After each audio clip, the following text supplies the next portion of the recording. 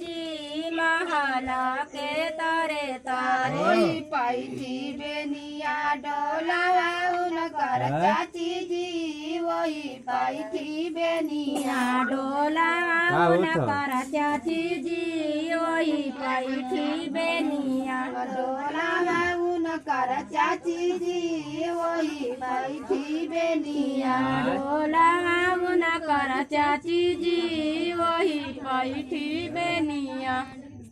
बेनिया डोलावत का पूछाए का बाता जी हमारे तुलसी माई के किया दे बदाना जी हमारे तुलसी माई के किया दे बदाना जी हमारे तुलसी माई के किया दे बदाना जी हमारे तुलसी माई के किया दे बदाना जी हमारे तुलसी माई के पलंग दसायो जी महल के तरे तारे पलंग डसायो जी महला के तारे तारे पलंग दसायो जी महल के तरे तारे पाई थी बेनिया डोलावा उनकर भाभी जी वही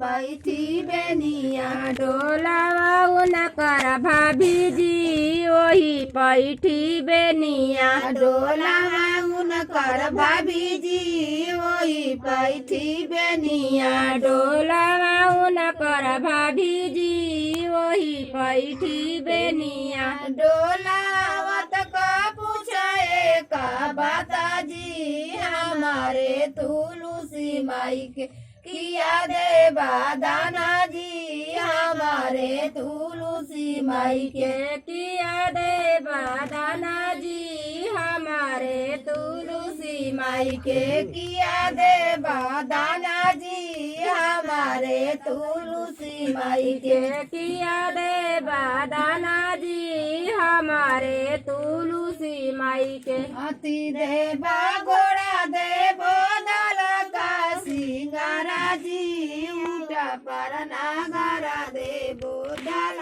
का सिंगारा दे बोडल का सिंगारा जी उठा पर नागर देव